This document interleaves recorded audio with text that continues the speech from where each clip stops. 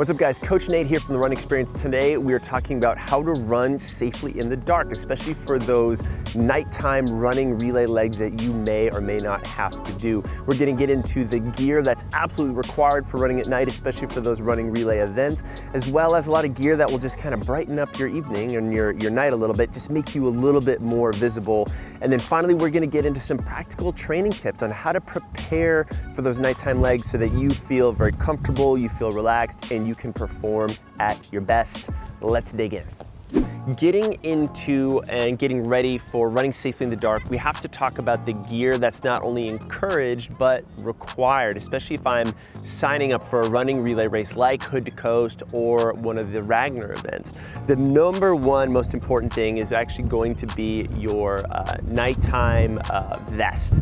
These reflective vests are super helpful. They're one of the most important things that you can wear from a safety standpoint. Without these on, and if I don't have any lights or anything, a car, for example, might not see me until they're 200 feet away.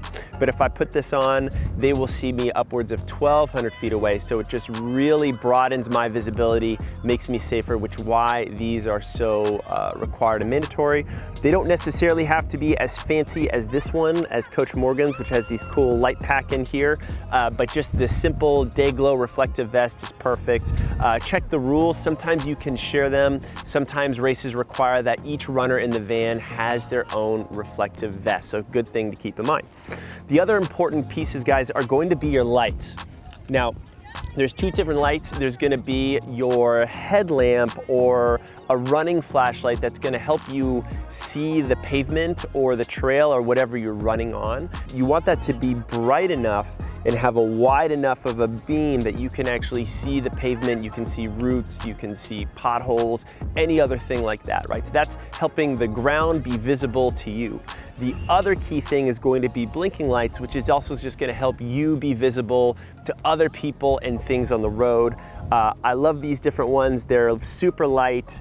I usually hang one up on my my waistband. I put one on the back. I might put one on the side or even put one in the front, just so cars, bikes, other people are aware of where I'm at.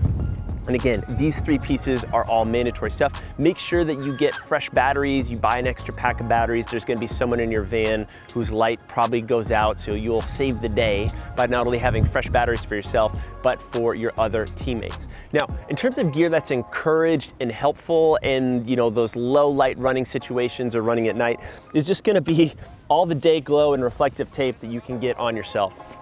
A few key things I like, for example, certain running shoes these days have reflective technology built into the shoe, like these pair of Brooks. You can see how gleamy and shiny these are right here. Another key thing, you guys can never go wrong with Day Glow Yellow, guys. This is Coach Morgan's Day Glow Yellow jacket that I was borrowing a little bit earlier. Super bright. You're gonna probably need to put your sunglasses on right now just to see this thing, but super great for making you visible as well. So now we gotta practice this thing. We actually gotta practice running at night, and we could kill two birds in one stone by also giving ourselves some good practice and exposure for what it's like to run, 2 or 3 times in a short period of time. So what I like to do 2 to 3 weeks before my actual running relay is to do a dress rehearsal weekend.